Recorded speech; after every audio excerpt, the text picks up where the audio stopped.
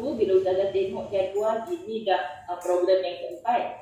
Kemudian mana yang ada masalah sakit pinggang dan sebagainya ni memang dah tak sabar-sabar dah nak berdiri, nak berjalan, nak keluar ni kan, sahabat-sahabat ini sebab dirahmati Allah. Jadi kita santai-santai je dengan hari ni. Saya mulakan dengan selawat untuk apa?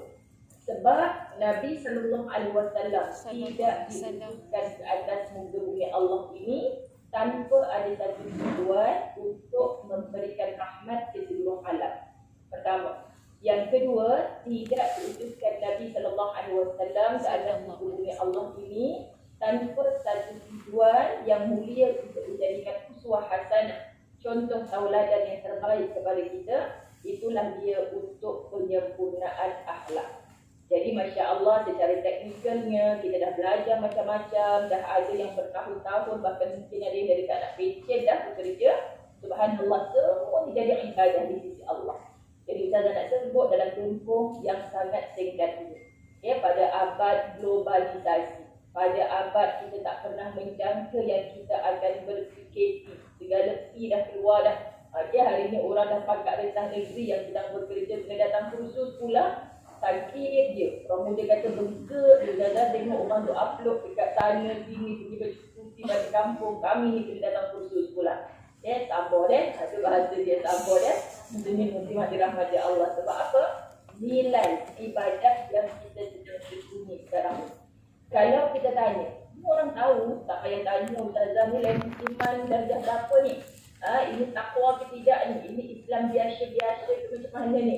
Jawapannya semua orang dalam dewan sekarang ni tahu bahawa muslimin-muslimat dirahmati Allah, solat itu wajib. Contoh, tak ada siapa yang boleh menafikan solat wajib. Jadi kita yang ada rasa hubungan kuat dengan Allah takkan tinggal solat. Saya bertanya, kenapa Zohor buat 4 rakaat? Buatlah 2. Payahlah buat 4 rakaat. Kerja dekat hospital pula, dekat klinik pula. Rimah yang pakai PPE lagi bukan mudah, susah tu. Kenapa buat 4 rakaat? Buat je 2 rakaat. Ustazah perintah Allah kot, kalau nak 2 rakaat, kita pergilah bermusafir. Lebih 2 marhala, Allah bagi kita dalam rukhsah. Yang 4 rakaat boleh menjadi 2 rakaat. Maknanya semua kita tahu secara asasnya. Dan tak pernah orang solat maghrib untuk 3 rakaat. 1 rakaat setengah je lah. Penatlah pula hari ni. Kan kita baru je nak masuk rakaat kedua, malalah berhentilah. Kita rasa lelah, kita rasa penat. Tidak, kita akan habiskan juga 3 rakaat. Kita akan buat juga 5 waktu sehari semalam bagi orang yang ada hubungan rapat dengan Allah. Maka kalau kita tanya, kerja penat tak? Penat. Solat penat tak? Memanglah penat, tapi ibadah kalau Ustazah kenalah buat. Masya Allah, ibu ayah membesarkan anak-anak penat tak? Lebih-lebih lagi balik rumah anak-anak yang kecil. Ya Allah, nakal Ustazah. Yang remaja nak dengar cakap kita Ustazah. Yang dah dewasa menghadiahkan cucu kat kita sakit hati Ustazah. Dengan dekan kita dia baik, dengan kita tak baik. Ustazah dah hadiahkan cucu ni macam-macam pula perangai. Semua ni adalah ujiannya Allah untuk kita. Dan kita tempuh sahabat-sahabat, kita bangkit daripada segala sakit, kita tetap bekerja, itulah ibadah. Jadi bila kita nampak kerja kita sebagai ibadah, tak berani untuk kita berkeluh kesah. Tak berani untuk kita marah-marah. Siapa yang kita nak marah? Nak marah Allah. Kenapa kau takdirkan aku bekerja dekat PKD Pulangat ya Allah? Kenapa aku tak bekerja di tempat lain?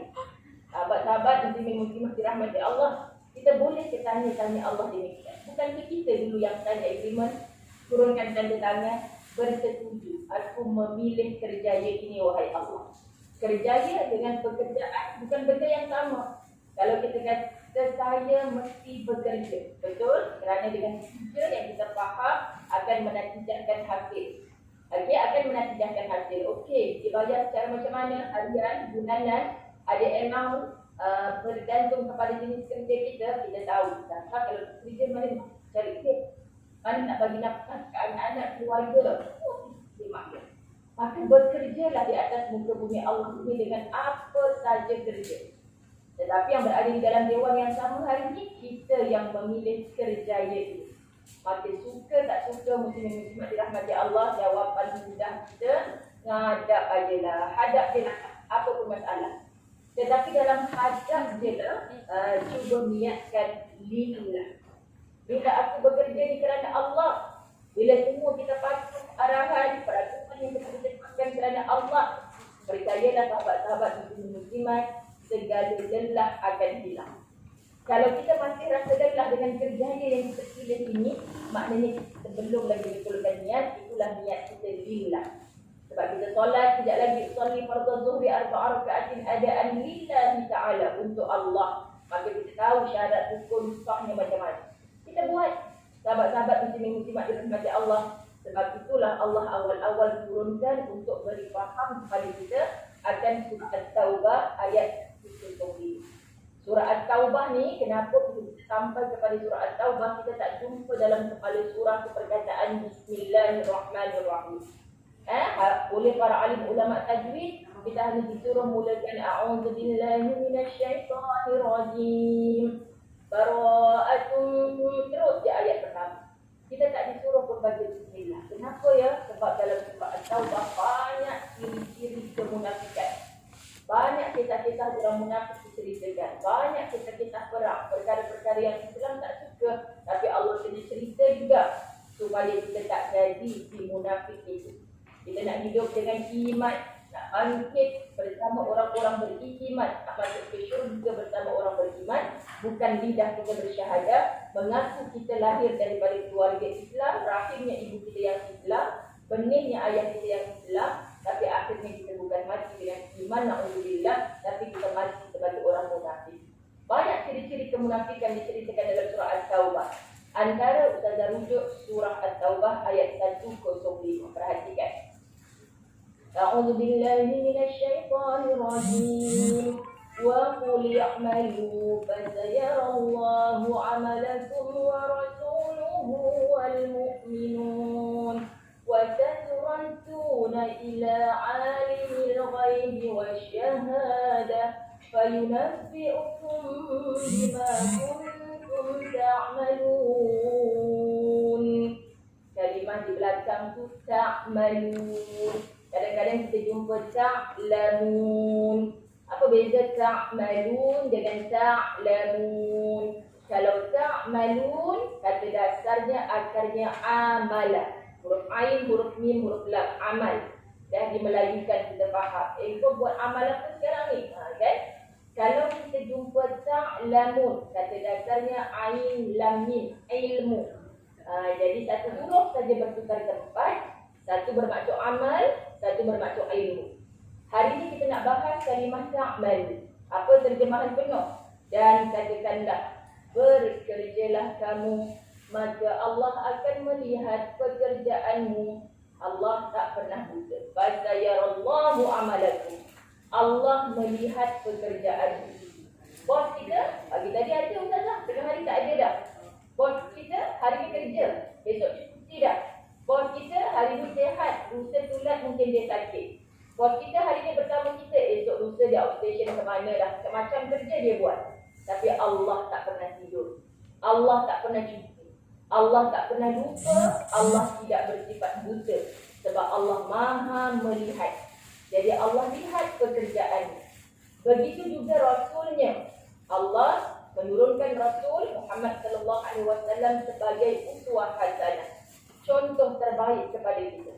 Dia tak hidup pada zaman kita, tapi Nabi SAW bagi tahu dah kepada para sahabat, ketahuilah wahai sahabat-sahabatku, nanti di mahsyar Allah kita nak faham, kata Nabi Muhammad SAW, akan ada orang yang diawalkan naik ke atas mimbar, dimuliakan oleh Allah. Siapakah mereka ya Rasulullah? Adakah kami ni? Kata sahabat-sahabat yang berada di sisi Nabi.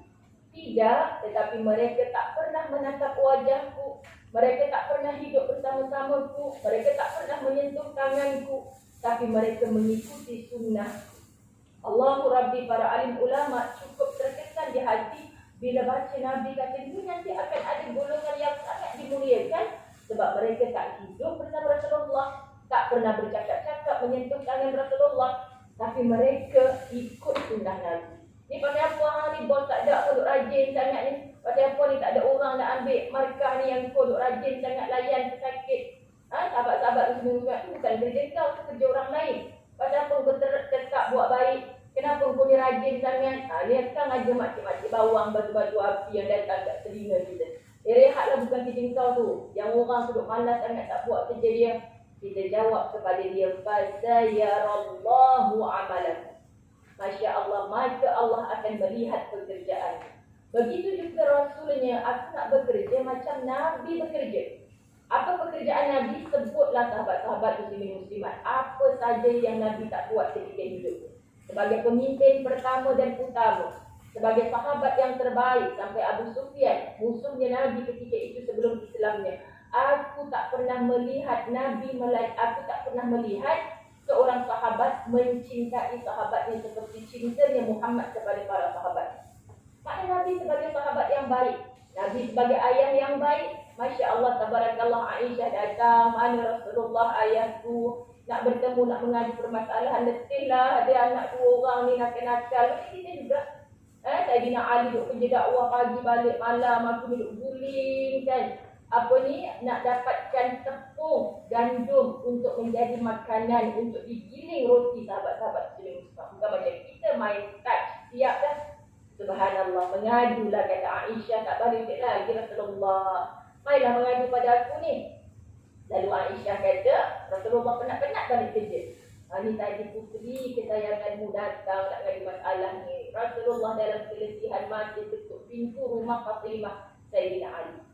Tak bagi pembantu rumah, tak bagi kemewahan hidup kepada Fatimah, tapi banyakkan subhanallah, alhamdulillah, Allahu akbar. Dia ajar zikir. Sayyidina Ali bercerita kepada para sahabat, ada ke Fatimah minta macam itu, rupa-rupanya diberikan zikir, bukan diberi pembantu rumah, bukan diberi kemewahan. Adakah sahabat Nabi Muhammad SAW seorang ayah yang soleh? Makna mesej utama kita nak sebut, kata Sayyidina Ali, lepas Rasulullah cakap macam tu, aku tak pernah tinggal zikir. Subhanallah, alhamdulillah, Allahu akbar. Para sahabat bertanya, ya Sayyidina Ali, adakah engkau tak pernah meninggalkannya walau dalam peperangan Siffin? Apa peperangan Siffin? Peperangan yang sangat kritikal pada masa itu. Boleh lupa segala perkara kerana dahsyatnya peperangan itu. Kata Sayyidina Ali, ya, walaupun dalam peperangan Siffin. So kita berperang sebagai frontliners. Pesakit datang, yang pelawat-pelawat tak dibagi masuk, marah-marah kat kita pula. Bos pula hentak kita dengan macam-macam kerja. Kadang-kadang kiri kanan dah macam sandwich, lembik, lepeh dah saya ni Ustazah, macam-macam kerja mereka bagi. Frontliners Ustazah nak habis spring hari ni di hadapan anda. Anda hebat. Masya Allah, muslimat dirahmati Allah. Sebab apa? Dalam pada kita kata tak mampu, tak larat, dah boleh jadi gila kerja macam ni Ustazah. Ternyata sampai hari ini tak gila-gila lagi, masih boleh datang kerja. Sahabat-sahabat muslimat minta maaf. Ternyata sampai hari ini masih bersemangat. Ternyata sampai hari ini Masya Allah kita masih menggunakan rezeki yang halal masuk dalam akaun kita di setiap hujung bulan. Mampu menafkahi, membantu ekonomi keluarga. Anak-anak kita masih alhamdulillah ada makanan di atas meja. Apa lagi yang kita nak sebutkan selain syukur menjadi umat Muhammad Nabi SAW.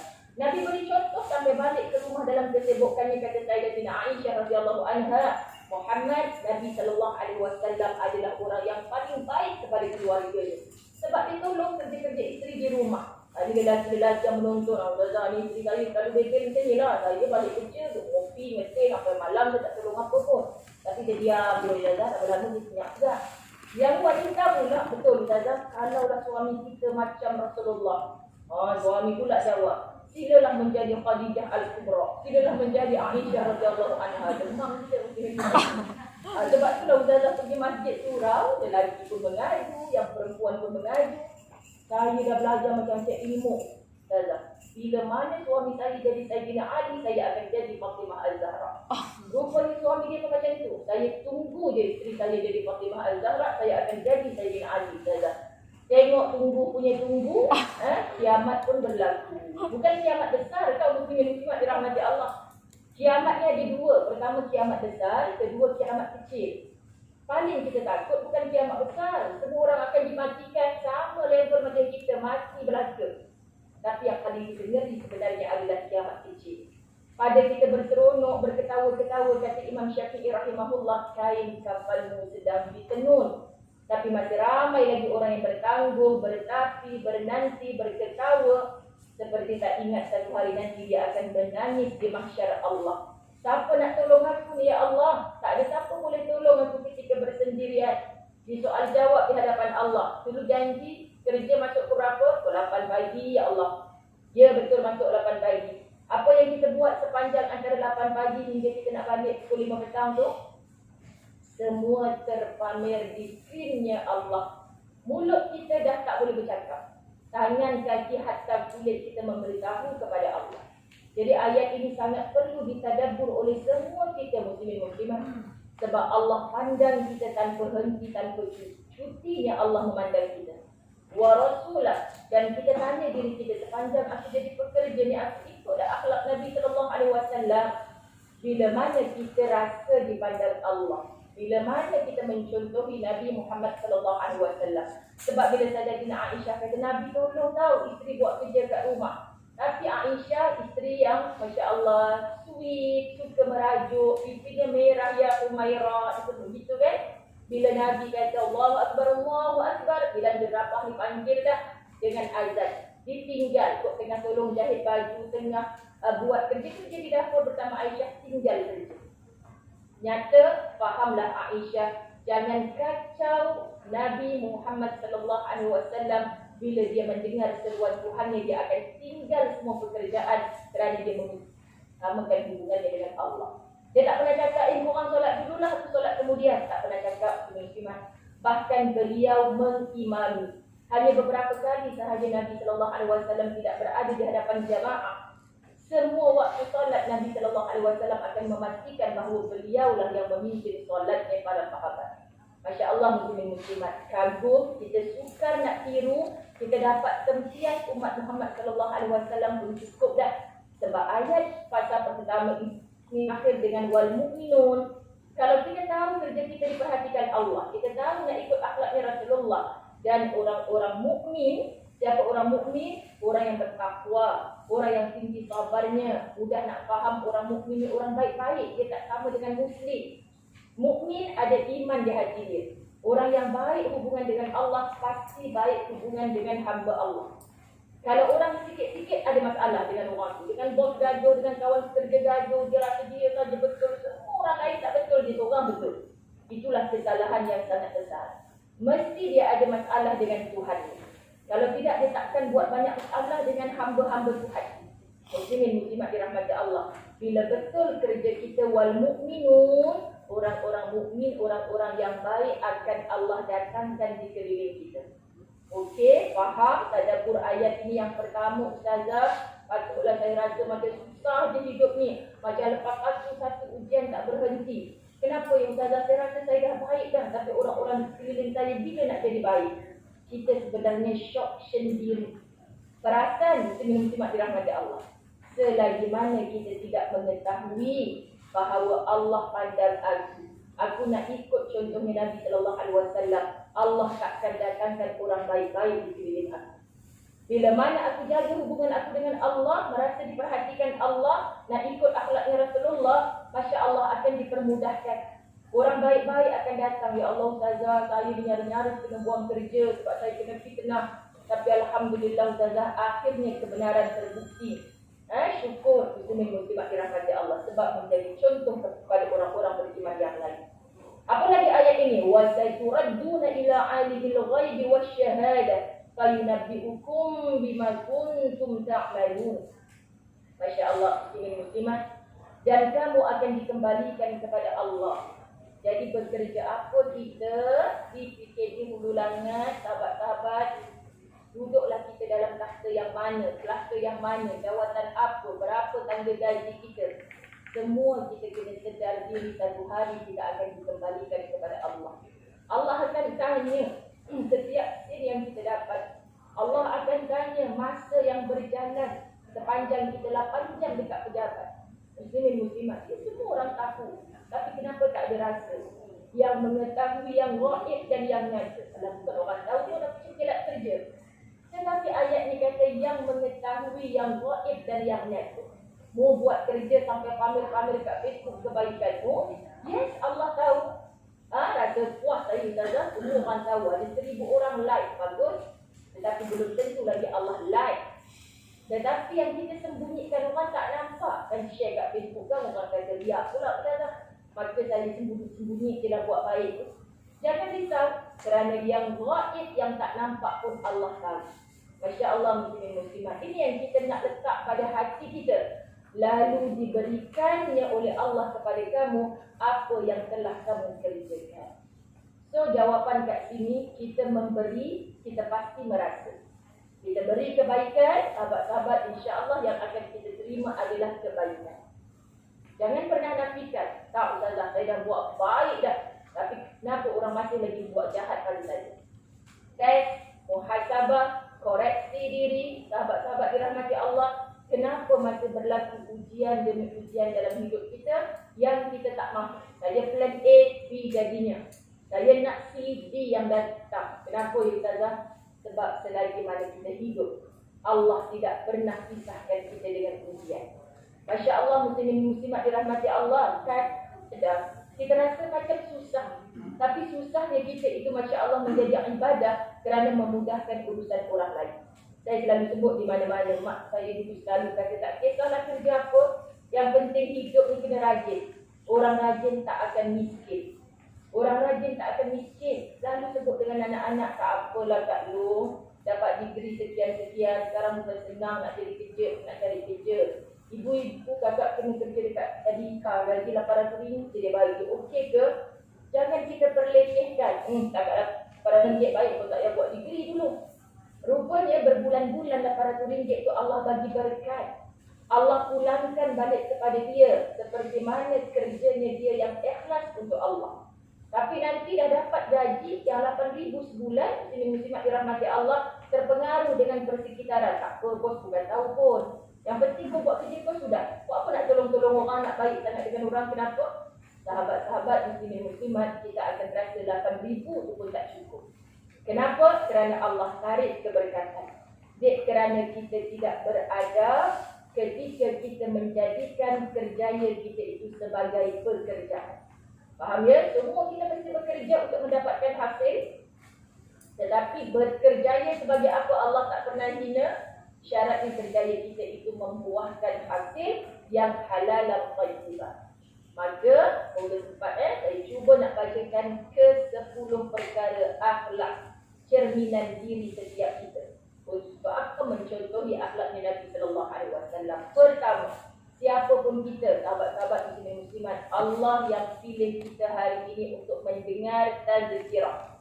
Makna tazkirah, itulah dia peringatan. Sebab tu kalau ditanya kursus-kursus macam ni, ustazah ni ada masa 1 jam je. Ustazah ada slide tak ustazah nak share? Allah tak sempat nak slide-slide. 1 jam ni pun tak cukup masa ustazah. Sahabat-sahabat muslimat. Sebab kita gali ilmu dalam Quran tak pernah habis. Ilmu Allah lagi digali, lagi terasa jahilnya dia. Kalau kita duk rasa bongkak atas dunia, sahabat-sahabat, ini manusia jahil yang sebenar. Orang yang mendakwa diri berilmu tidak akan bongkak dalam hidupnya. Sebab dia tahu, lagi aku belajar lagi banyak benda aku tak tahu. Luasnya ilmu Allah. Yang Allah kata betul, ilmu Allah ni sangat luas. Kau jadikan satu laut sebagai tinta, yakni dakwat untuk menulis ilmunya Allah. Takkan cukup. Tak habis ilmu Allah kau catat. Hatta kau tambah satu lagi lautan menjadi dakwat untuk menulis ilmunya Allah, takkan habis. Minta maaf sebut, nak jadi doktor pakar, sahabat-sahabat, kita ada PhD, double PhD, triple PhD. Hebat sangat dah kita ni muslim-muslimat. Tapi dalam ilmu Al-Quran, hadis, ilmu agama tidak ada. Berapa PhD aja? Sampai ke akhir hayat. Sebab tu kita disuruh belajar. Daripada buayan sampai ke liang lahat. Mengaji agama. Betul kita sibuk sebagai staff, sebagai frontliner, sahabat-sahabat.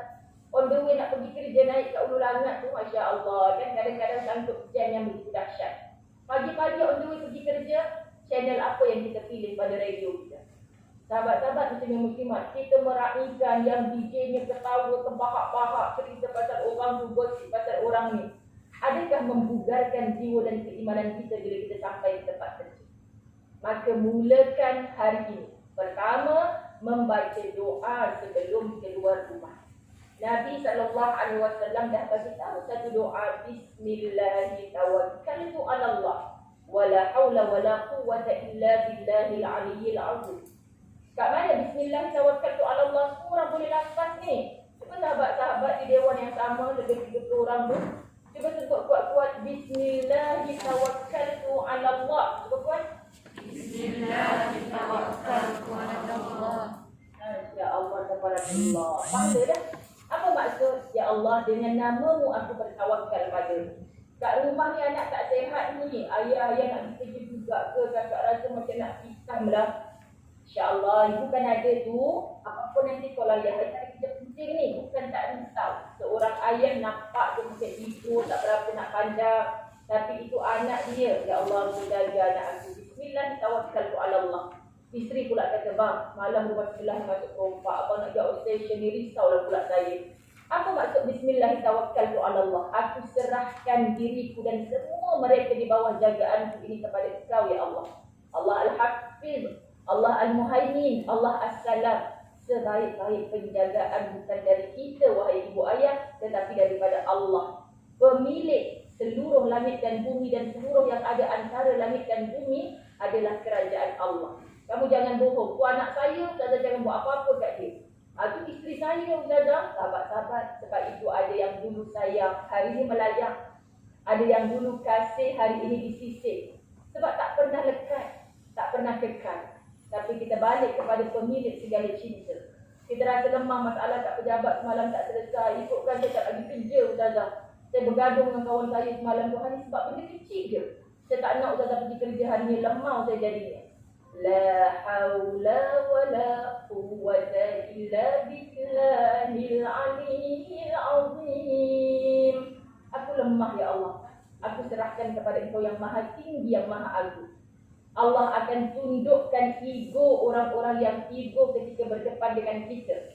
Sahabat-sahabat muslimin muslimat, Allah akan lembutkan hati orang yang keras dengan kita, selagi mana kita betul-betul berpaut dengan Allah.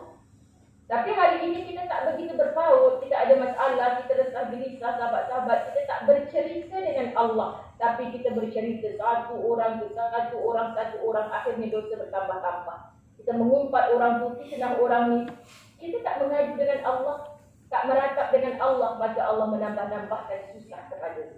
Pertama, maksudnya kentalkan diri dengan doa.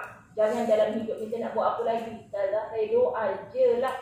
Seolah-olah doa itu duduk yang paling akhir. Sedangkan doa afsilahul mu'min. Doa adalah senjata bagi orang-orang beriman. Nak keluar rumah doa, nampak muka bos garam semacam hari ini, doa, lembutkan hati dia ya Allah. Nampak kawan-kawan macam lain macam, jangan ada prasangka, cepat-cepat istighfar. Ya Allah, perasaan aku je kot ni. Ya Allah, bersihkan hati aku daripada sangka-sangka. Sebab bermula daripada sangka-sangka ni lah akan menipu, akan hasad, akan dendam, macam-macam yang keluar. Sahabat-sahabat muslimin muslimat, Allah adalah apa yang kita sangkakan. Engkau sentiasa bersangka baik dengan Allah, maka baiklah yang Allah datangkan. Engkau bersangka buruk dengan Allah, maka buruklah yang Allah datangkan. Kedua, niat keluar bekerja dengan ikhlas. First tadi doa. Keduanya adalah niat ikhlas, sahabat-sahabat. Apa ikhlas?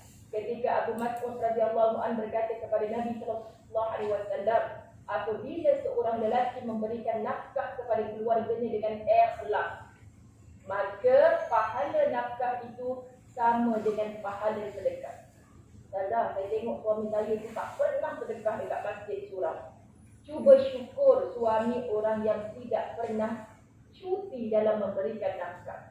Pandang yang itu dulu, muslimin muslimat dirahmati Allah.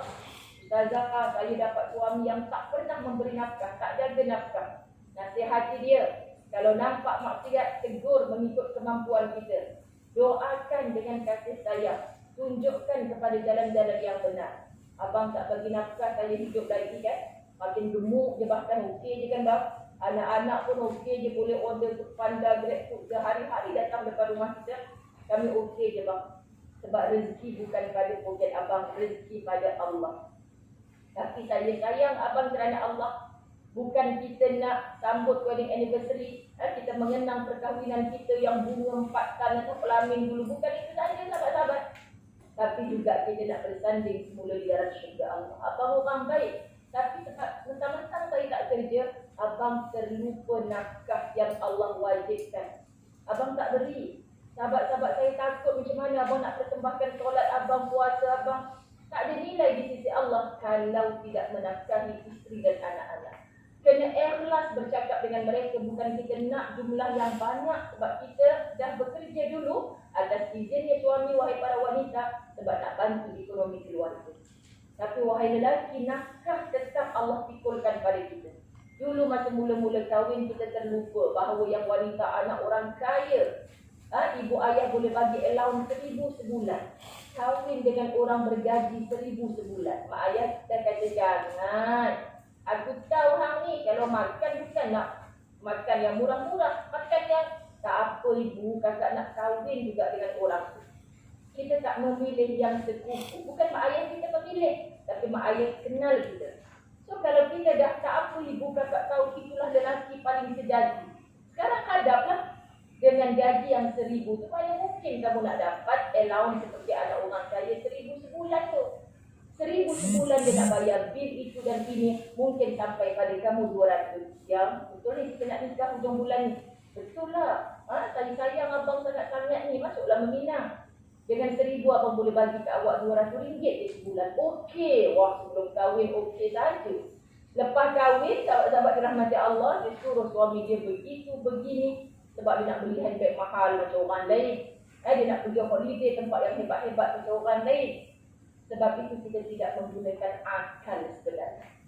Dan kita tidak minta dengan Allah sungguh-sungguh petunjuk mana yang terbaik untuk kehidupan. Ikhlaskan hati sahabat-sahabat, pasti yang datang nanti akan baik-baik. Aku ikhlas menjadi isteri dia ya Allah. Aku ikhlas bekerja di fikir di hulu langit ya Allah. Aku ikhlas menjadi majikan kepada sekolah. Aku ikhlas menjadi pekerja kepada majikan. Aku ikhlas melayan pesakit-pesakit yang datang dengan pelbagai kerenah ya Allah. Orang yang ikhlas sudah tidak ada keluh kesah. Orang yang ikhlas di lisannya hanya bercakap yang baik-baik. Masya Allah, tabarakallah. Ketiga, bekerja dengan bersungguh-sungguh. Bekerja dengan bersungguh-sungguh. Berusaha gigih kerana juga mengikut pesanannya Nabi Muhammad sallallahu alaihi wasallam. Diriwayatkan daripada Sayyidatina Aisyah radhiyallahu anha bahawa Rasulullah sallallahu alaihi wasallam pernah bersabda, sesungguhnya Allah Subhanahu wa taala mencintai seorang hamba yang apabila dia bekerja, dia menyempurnakan pekerjaannya. Sahabat, berapa ramai kita yang kena tong kerja orang lain. Kalau dia tak tahu pergi mana, kita pula yang kena ambil alih kerja dia. Sahabat-sahabat, kita dapat gaji juga ujung bulan, tapi kita main tuang kerja. Lepas mentang-mentang partner kita, kawan kita tu orang yang memang tak banyak cakap, terima saja. Sebab tu walaupun dia nampak macam kena bully, dizalimi, rezeki dia bercurah-curah. Tapi kita yang bos tak tahu kejahatan kita, kita boleh cengkelat sana sini, kesusahan demi kesusahan makin datang dalam hidup kita. Allah tak buta, tolong ingat berapa lama sangat kita nak lari daripada hakikat tugas kita yang hakiki. Berapa lama sangat. Sepandai-pandai tupai melompat akhirnya ke tanah jiwa.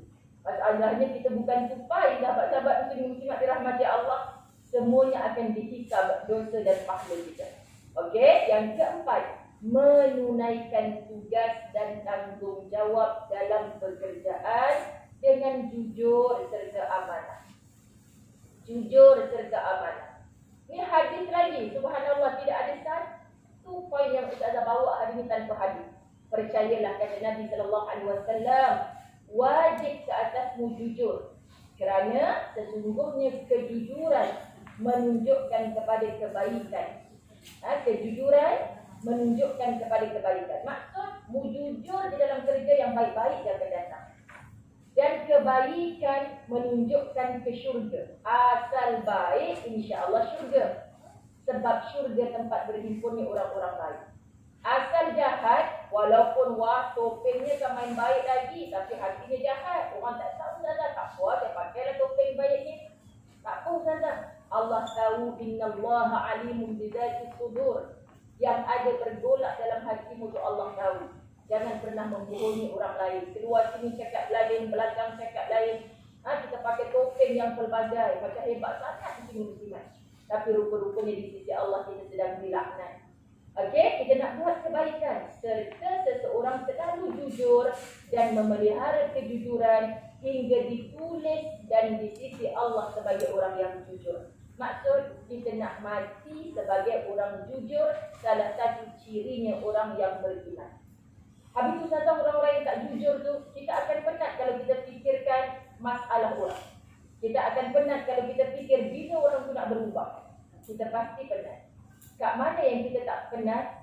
Sila ubah diri kita. Kalau sebelum ni kita tak jujur, jom fokus nak hidup dan mati dengan jujur. Orang jujur ni golongan orang beriman. Tapi dia tu tak jujur pun haji saja. Memang tak ada haji. Sahabat-sahabat dirahmati Allah kan. Kita kerja dah memang tak ada haji keliling kita. Tak cari mana haji mana lagi. Maksud kita dia jujur, dia tak jujur saja. Sahabat-sahabat muslimat, takkan ada jawapan bila kita bercakap pasal orang tu tak nak berubah, orang ni tak nak berubah. Kita ubah diri kita menjadi manusia jujur, sabar dalam jujur, kita akan nampak perubahan demi perubahan. Alhamdulillah, orang yang selalu buat onar tu senyap dah sekarang ni sebab kita tak layan dia. Yang penting kita jujur. Dia nak buat jahat lama mana? Sahabat-sahabat muslimat dirahmati Allah, hakikat lagi-lagi senior-senior kita mesti tahu walau kau kerja aje lah kan. Nanti kau akan tengok siapa yang betul, siapa yang salah. Kalau tak kat sini, Allah akan tunjuk nanti skrinnya tu. Kat mana? Di mahsyar Allah. Hidup kat dunia berapa lama sangat, anda pandainya melihat depan mata kematian demi kematian. Saya kata mulianya para doktor, misi-misi, pekerja, staf kesihatan semua. Saya kata mulianya hati mereka. Sebab apa? Saya berbicara dengan anak-anak murid saya di bawah KKM. Apa yang mereka share? Ustazah, bila ada pesakit datang, kami tak ada niat lain. Kami nak mereka datang dengan sakit, keluar dengan sehat. Saya kata bukan saudara mara mereka. Kenapa mulia sangat hati? Sebab itu dah kerja kami. Ustazah, kami tak nak orang balik dengan sehat, dengan sakit. Kami nak mereka sehat. Tapi sahabat, kita bukan hanya boleh menyembuhkan yang tak boleh berjalan, boleh berjalan. Kita nak biar pakcik, makcik, ibu ayah kita tu terbaring di atas katil dan tak boleh berjalan. Tapi hatinya bugar, segar, indah. Tengok senyuman kita yang sangat ikhlas. Tengok pagi-pagi kita tanya khabar, pakcik okey ke? Macam kita tanya khabar mak ayah kita. Macam ni lah, aku takkan duduk sini kalau aku tak sakit. Pakcik-pakcik kata kan? Aku macam ni je lah. Tapi dia bahagia. Tengah hari kita sapa dia, petang nanti walaupun kita senyum kat dia tu, hati kita sedang menangis. Kita senyum kat dia, hati kita sedang menangis. Subhanallah, jemput bersama-sama Ustazah Muzayyana di page FB Ustazah Muzayyana setiap hari. Ada perbincangan kitab Latah dan Dr. Aid Al-Qarni hari-hari kita akan jumpa. Berilah kegembiraan kepada orang lain walaupun kita sedang bersedih. Berilah senyuman kepada orang lain walaupun kita sedang menangis. Bantu mudahkan urusan orang lain walaupun kita sedang susah. Sahabat, semua ini ada dalam rekod Allah. Allah akan mudahkan urusanmu. Allah akan gembirakan hatimu. Allah akan beri ganjaran kepadamu. Sebab yang kita sedang layani itu walaupun bukan mak ayah kita, walaupun bukan bos yang bayar gaji kita, tapi dia hamba Allah yang sedang didatangkan kepada kita oleh Allah untuk menguji sabar kita.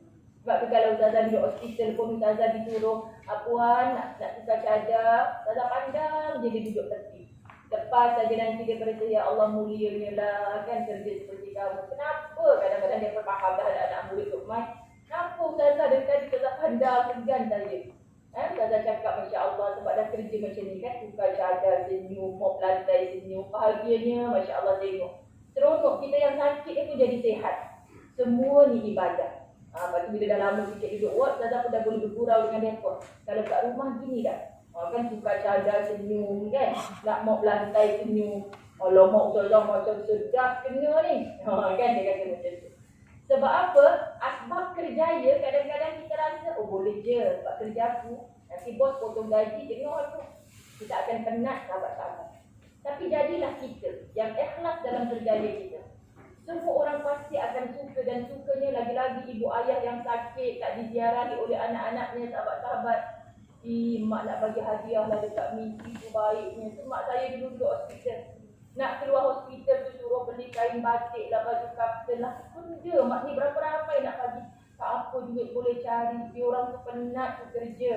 Tapi Masya Allah baiknya dengan mak. Sebenarnya tak berapa nak baik pun mak bagi sen. Sahabat-sahabat kita pula sakit hatinya. Mak ya bukannya baik sangat dengan mak. Kenapa mak bagi juga? Asal kau bagi je. Nanti Allah bagi sesuatu yang baik pada kita. Subhanallah muslimin muslimat. Rupanya dengan memberi kita akan mendapat sesuatu min haitsu la yahtasib, daripada sumber yang tidak disangka-sangka. Masya-Allah muslimin muslimat baru 4 ni. Okay. Yang kelima, tidak terbabit dengan pekerjaan haram atau syubhat. Kita bekerja di KD Hulu Langat, insya-Allah rezeki yang halal. Lebih-lebih lagi menyantuni orang-orang yang datang. Itu tadi kan tengah kita nangis ada masalah ni, kita pula kena senyum dengan orang. Benda halal. Jangan risau sahabat-sahabat. Sebab tu kata Nabi Muhammad sallallahu alaihi wasallam, Nu'man Bashir radhiyallahu anhu berkata, aku mendengar pada suatu hari Nabi bercakap, perkara halal itu jelas, perkara haram juga jelas, dan antara keduanya ada syubhat, bercampur yang halal dan haram. Banyak orang tidak mengetahui apakah perkara halal atau haram, dan siapa meninggalkannya, bebaslah ia untuk agama dan kehormatannya, serta selamat daripada kecaman syarak. Makna kita tahu dia halal, just do it. Allah suka. Kita tahu dia tu benda haram, terus tinggal. Jangan banyak cakap. Salahnya bos pun buat, ustazah. Kamu jangan buat. Sebab kita tahu benda tu haram, sahabat-sahabat. Dan barang siapa terjatuh di dalamnya, dikhawatiri terjatuh dalam keharaman. Sebab apa pula? Bab syubhat. Tapi yang ni boleh ke tak ustazah? Macam halal sikit, macam haram sikit. Oh, itu halam namanya. Okey? Halal campur dengan haram, main belas sahaja. Muslimin muslimat dirahmati Allah. Akhirnya kamu akan tercampak dengan perkara haram yang kamu tak sedar kamu lakukan. Jadi berhati-hati. Nampak benda halal, Allah suka, terus buat. Tak ada akal. Tak payah tanya orang agama Islam. Frontliners kita ramai dan Muslim. Agama mereka pun suruh buat baik. Masya Allah. Tanya pada dia, agama macam kau ni ada ke Tuhan kau suruh buat jahat? Tak ada. Semuanya suruh buat baik. Jadilah kemanusiaan kita sahabat-sahabat bukan seperti kebinatangan. Hatta binatang pun masih ada rasa sayang dengan kelompoknya sendiri. Tidak main membahas sesuka hati. Okey, yang keenam, tidak melakukan perbuatan dosa dan mungkar kerana ia boleh menjadi sebab terhalangnya rezeki. Perkara mungkar, apa antaranya minta maaf. Lebih 30 orang dalam dewan sekarang. Aku pandang engkau, kau pandang aku. Hari-hari bertemu. Suami orang, isteri orang bertepuk tampar tanpa rasa bersalah. Sahabat-sahabat muslimin-muslimat, bagaimana cara kita bercakap dengan kawan perempuan tak boleh sama dengan kawan lelaki. Kalau ustazah, dia sudah macam abang saya sendiri ustazah. Tak apa kot, dia faham. Saya dah 10 tahun kerja dengan dia. Tengah-tengahnya tetap syaitan. Jangan pernah melakukan perkara mungkar berdua-duaan. Di dalam store ni, tertutup ni, kita berdua je. Alah, bos kan yang suruh. Kau ada hati ke dekat aku ni? Tak kan? Tapi iblis sentiasa gigit. Sahabat-sahabat muslimin. Sebab itu, tolong jangan buat perkara mungkar. Sekali dua boleh terlepas. Tak apalah, under table ni pun tak apa. Yang penting masyuk, sahabat-sahabat. Hati-hati, sebab perkara haram, jelas haram. Kamu lakukan perkara yang mungkar, apa kata Nabi Muhammad sallallahu alaihi wasallam? Tiada sesuatu yang boleh menambah umur kecuali kebajikan, dan tiada sesuatu boleh menolak takdir kecuali doa. Sesungguhnya seseorang akan tercegah daripada rezeki oleh sebab dosa yang dia lakukan. Saya ulang, sesungguhnya seseorang akan tercegah daripada rezeki oleh sebab dosa yang dia lakukan. Apa makna rezeki? Rezeki bukan hanya duit hujung bulan. Saya buat jahat pun duit masuk tiap bulan, tak luak RM1 pun. Yes. Tapi apa rezeki? Rezeki yang paling kita dambakan tak boleh beli kat mana-mana adalah ketenangan jiwa. Ada ramai orang senang tapi tak tenang. So macam mana kita nak dapat tenang dan senang? Tolong sahabat-sahabat, hanya kejar yang halal, berpisahlah dengan yang haram. Kalau kita tahu benda tu Allah murka, jangan terjebak. Berlaku depan mata kita, mampu tegur. Tak mampu doakan, dan jangan join benda yang jelas haram di sisi Allah. Okey, di benda nombor 6 ni memang ustazah tegas sikit. Kalau duduk depan sudah rotan dan baik jauh. Okey, yang ketujuh, sahabat-sahabat muslimin-muslimat dirahmati Allah. Sentiasa bersyukur dengan apa yang diperoleh seperti yang diriwayatkan oleh Ibnu Amr bin As radhiyallahu anhu bahawa Nabi sallallahu alaihi wasallam bersabda. Apa poin utama nombor 7? Syukur.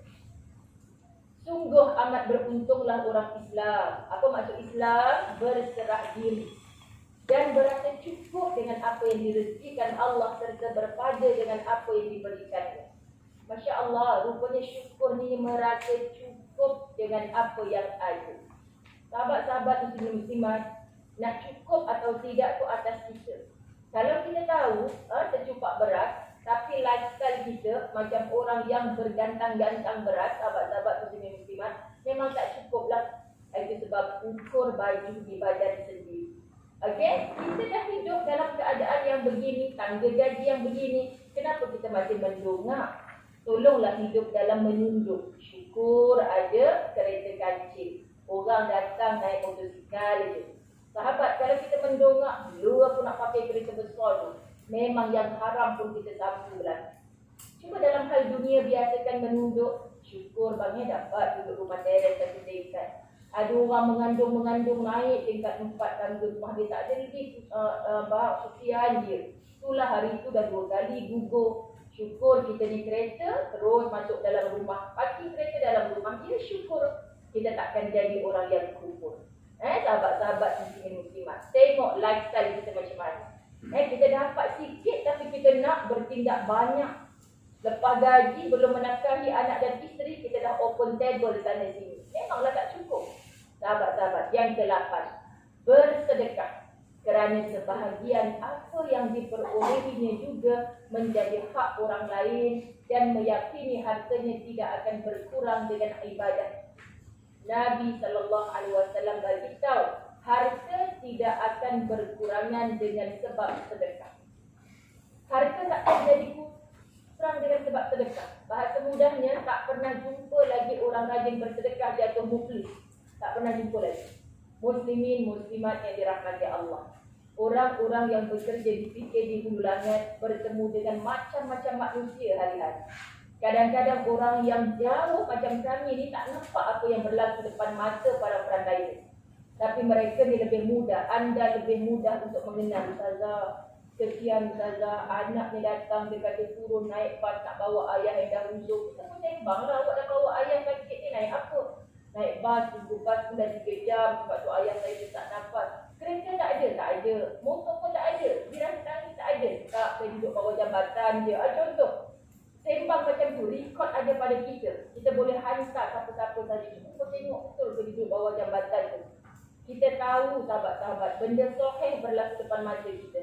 Kenapa kita sangat sukar untuk mengeluarkan bantuan sebelum kita kaitkan, okey ni PPZ ni boleh bantu. Ni ustazah tu boleh bantu. Apa yang kita boleh mudahkan urusan dia? Kalau macam ni balik tunggu sekejap. Ni duit teksi akak bagi. Bawa ayah naik teksi balik rumah. Jangan duduk jalan kaki pergi stesen bas. Itu sedekah yang paling besar nilainya di sisi Allah sebab anda menjadi orang pertama. Walaupun menghulur RM10. Lepas usaha lagi, saya nak kirakan dengan PPZ bahagian ni supaya dapat RM300 sebulan. Saya tak mampu nak bagi RM300 sebulan. Usaha anda mencarikan bantuan untuk mereka itu pun besar, lebih besar daripada Jabal Uhud pahala sebab anda bersusah-susah untuk orang lain yang lebih susah. Faham ya? Kadang-kadang benda itu depan mata kita sahaja muslimat dirahmati Allah. Peluang bersedekah. Tapi kita punya bakhil, ni bukan kerja kita ni PPZ ni imam masjid punya kerja ni. Peluang ada depan mata tapi kita tak guna. Tolong, kalau kita tak mahu miskin sebelum waktunya, tolong banyakkan sedekah. Dan sedekah bukan dengan RM saja. Cakap elok-elok saat orang resah, sakit, gelisah, itu juga sedekah. Allah sebut kalimah qaulun ma'ruf. Kalau kamu tak mampu bersedekah dengan duit dan hartamu, tolong bersedekah dengan qaulun ma'ruf. Kata-katamu yang baik, bahasamu yang menyejukkan hati orang lain. Bukan dengan tengking menengking walaupun kita dalam keadaan stres ditengking oleh orang atasan kita. Kita tak boleh tengking bos atas kita, tiba-tiba kita tengking pula pesakit depan kita. Masya Allah, kalau kita pandang, ya Allah, qaulun ma'ruf. Apa makna qaulun ma'ruf? Aku cakap yang baik dengan orang ni walaupun dia mendatangkan masalah pada aku. Itulah dia sedekah di sisi Allah. Faham ya? Muslimin muslimat yang dirahmati Allah. Kemudian yang ke-9, tidak menjadikan alasan sibuk mencari rezeki untuk tidak beribadah kepada Allah. InsyaAllah kita dah sampai kepada kemuncak tadi. Kita kata kita tak solat sebab kita sibuk, Ustazah. Allah tahu saya dah selamatkan 10 nyawa hari ni. Takkanlah nak solat juga. Tak payahkan jadi PKB ulangan lah. Sahabat-sahabat, kau agung ke apa ke tetap kena solat. Tapi Ustazah ada satu ajaran ni, disuruh kami follow ramai-ramai. Kita disuruh zikir 10,000 setiap hari. Tak payah solat dah. Nanti akan dapat makam tertinggi di sisi ilahi. Tak ada dalam Quran. Tak ada dalam mana-mana hadis yang ada orang dah ditinggikan makam tak payah solat. Apa sangatlah yang kita nak sebut. Aku tak sempat nak solat ni hari ni. Kita belum buat. Kita belum bersungguh sebab tu asyik tak disempatkan oleh Allah. Cuba kita utamakan, ya Allah, aku nak rezeki yang barakah, aku nak utamakan Engkau, ya Allah. Sembang dengan kawan-kawan sekerja satu bahagian yang sama dengan bos kita, insya-Allah Allah beri faham kepada mereka. Syaratnya solat sungguh-sungguh 4 rakaat, tak sampai 10 minit sahabat-sahabat anda frontliner. Jangan pula zikir subhanallah 100 kali, alhamdulillah 100 kali. Mana pula sekolah ni tak kerja lagi, kita baca Quran tak keluar. Kau waktu kerja pula. Tak perlu sahabat-sahabat dirahmati Allah. Kita solat yang paling ringkas asalkan solat. Tapi bukan laju-laju. Tu kena belajar buat solat pula. Bukan laju-laju solat. Pasal pun kau solat 4 rakaat tak sampai 5 minit ni. Aku frontliner. Pada kita solat tenang-tenang macam kau. Tak apa baca Fatihah sahaja tanpa surah. Sebab kita nak cepat. Jujur dengan Allah. Ini nak solat je kau tolong ambil alih kejap-kejap. Mana dia ni setengah jam dah tak ni. Rupanya solatnya 5 minit. Main WhatsApp ni 25 minit. Tu yang cerita tu sahabat-sahabat. Allah tahu. Jadi jangan pernah bohong Allah. Kita boleh bohong orang lain. Okey, terakhir. Bertawakal kepada Allah Subhanahu Wa Taala selepas melaksanakan tugas atau pekerjaan. Kita selalu kata, selesai dah kerja aku, lega. Kalau aku tak ada, memang habis mati dah pesakit tu. Kalau aku tak ada, memang tak selesailah kerja kau. Jangan pernah bongkak dengan Allah yang maha menghantarkan bantuan untuk anda. Buat apa saja kerja ikut kemampuan kita, lalu kita bertawakal, serahkan. Ya Allah, aku dah usaha untuk pesakit dia, ya Allah. Engkau jua yang maha menyembuhkan, ya Allah. Jumpakan dia dengan ubatan yang serasi yang aku cucuk dia tadi, ya Allah, serasi. Itu yang Ustazah sekali sebut pada masjid surau. Kenapa kita jadi manusia yang tak nak cucuk vaksin ni? Sebab apa? Sebab kita takut kita mati sebagai bertuhankan vaksin ke? Kalau tidak, Ustazah tak cucuk vaksin. Tapi cukup tanya orang yang cucuk Ustazah tu. Masa Ustazah nak dicucuk vaksin tu, ya Allah, bukan ini Tuhanku, ya Allah. Tuhanku tetap Engkau, ya Allah. Tapi ini adalah ikhtiar. Masya Allah, muslimin muslimat, ini ikhtiar kata pasalnya setakat ini yang kita jumpa. Kenapa kita nak menafikan? Jangan pernah dirisan, ni selamat ni sebab dah cucuk 2 vaksin ni, selamat ni. Itu dari segi ilmu kedoktoran. Ustazah minta maaf, tak ada siapa boleh nafikan. Just akur. Para doktor, para pakar mereka ahli. Siapa kita untuk kata sahabat-sahabat doktor itu bukan Tuhan? Ustazah tak pernah jumpa pun doktor mengaku Tuhan. Tak pernah jumpa. Hanya Fir'aun yang mengaku Tuhan. Tapi doktor bekerja sebab itu kerjaya dia. Jom tuan buat ni. Jom puan ini cara rawatan. Kalau bukan ahlinya, kamu jangan nafikan. Doktor memang dilatih sebagai ahlinya dalam bidang tersebut untuk bercakap. Sebab tu Ustazah sebut di masjid surau, bukan nak menafikan. Yang tak vaksin bukan dia ngaku. Yang vaksin, dia sebulan. Siap yang cucuk vaksin ni semua ahli neraka. Tu dari mana yang kamu ambil ni, muslimin dirahmati Allah. Kesian Kesianlah primary kita. Macam-macam dia buat. Kan cukupkan betul vaksin. Kesian dia tu. Jadi semoga itu juga dipandang sebagai salah satu usaha dalam maqasid syariah untuk menjaga nyawa. Sebab tu kata Nabi SAW melalui Umar Al-Khattab, sungguh kalau kamu sekalian bertawakal kepada Allah dengan tawakal yang sungguh-sungguh, niscaya kamu diberi rezeki seperti burung diberi rezeki. Tengok burung, Masya Allah, aku tahu sebagai doktor, sebagai misi, ini ubat yang kena bagi waktu pagi, tengah hari, petang. Macam mana pula kalau kita jumpa kaunselor nak cakap macam mana dengan orang yang tiba-tiba lepas diuji macam-macam. Allah tak sabar, dia nak cakap dengan makcik ni, kanser tahap 4 dah rupanya. Kita tetap kena cakap. Itu kerjanya kita, itu bidang kita. Tapi sahabat-sahabat, ajarkan walaupun kita bukan ustazah bekerja di hospital. Sahabat-sahabat, di situ ada banyak peluang-peluang dakwah. Cik, kita usaha je kan. Tapi jangan tak makan ubat. Allah tak bagi kita nak campak diri kita kepada kebinasaan. Kita kan ubat ini usaha kita. Kan lebihnya kita tawakal kepada Allah. Tengok burung cik, dia tahu dia kena bagi makan anak dia dalam sarang. Pagi-pagi keluar cari. Ada je balik bawa ulat dekat hujung paruh dia. Bawa cacing dekat kaki dia. Kita nak sebut macam tu. Akhirnya anak yang menunggu di sarang pun dalam kekenyangan. Dia tak ada duit tahu dia nak pergi cari kerja kat mana. Tak ada kelulusan pun burung tu. Tapi balik tetap bawa rezeki. Sebab tinggi tawakalnya kepada Allah. Burung berangkat pagi dalam lapar dan pulang petang hari dalam keadaan kenyang. Ini maksud Nabi bagi tahu dengan Umar, walau hebat mana kamu, tinggikan tawakal. Jadi, muslimin-muslimat dirahmati Allah, inilah cerminan adab atau akhlak. Sama ada yang mendengar, orang Islam ataupun non-Muslim, saya percaya di dalamnya ada 10 perkara yang kita patut faham sebagai manusia yang diberi akal oleh Allah. Selamat menyambung tugas, selamat menjadi frontliners yang terbaik bukan saja di sisi kami, sahabat-sahabat, tetapi juga di sisi Allah Rabbul Izzati. Semoga dengan kerjaya inilah semuanya anda dihimpunkan di dalam syurga Allah. Itulah kejayaan yang dinobatkan oleh Allah sebagai kejayaan yang sebenar. Wallahu a'lam. Ampun maaf zahir batin, wabillahi taufiq wal hidayah. Assalamualaikum warahmatullahi wabarakatuh. Waalaikumsalam warahmatullahi wabarakatuh. Terima kasih banyak Ustazah Zain. Mohon doakanlah untuk kami kat sini Ustazah.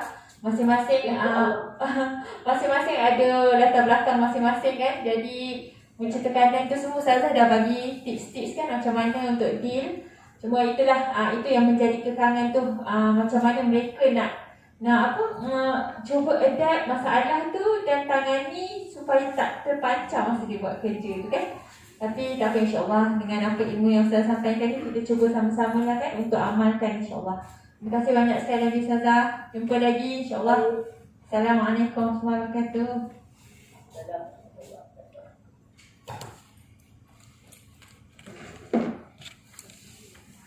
Okey, boleh ke tahan lagi 20 minit?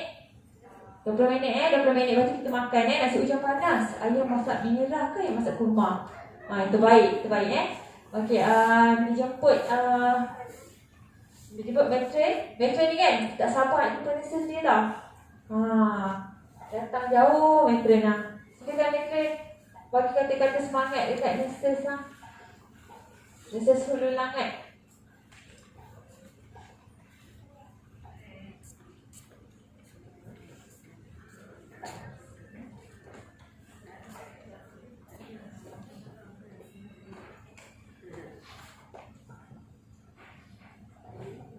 Okay, Assalamualaikum warahmatullahi wabarakatuh. Salam sejahtera, salam sayang semua. Saya Matron Nurhaliza Bakar yang bertugas dekat JKN Selangor. Sekarang saya dialihkan dekat aplikasi Mak Sedang. Selama dah hampir 4 tahun saya duduk kat situ, mengendalikan patient Bobiba dulu sana. Okey, salam perkenalan kepada semua. Saya rasa di antara puan-puan dan cik-cik semua mungkin tak ada mengenal di antara satu sama lain tak? Ke dah kenal dah? Dah kenal? Yang tuan sana, Cik Tan, siapa nama Cik? Cik Warna Hijau tu?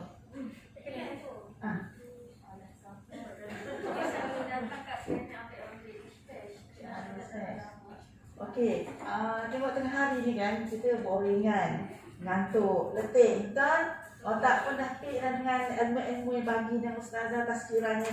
Berbagai ilmu yang dibagi dah. Memang banyak kata-kata semangat, kata-kata positif yang bagi pada kita semua. Maksud saya pun belajar. Bila saya lepas ni saya cakap untuk diri saya juga. Di mana kita kebaikan yang perlu ada pada diri kita supaya kita boleh memberi kebaikan pada orang lain.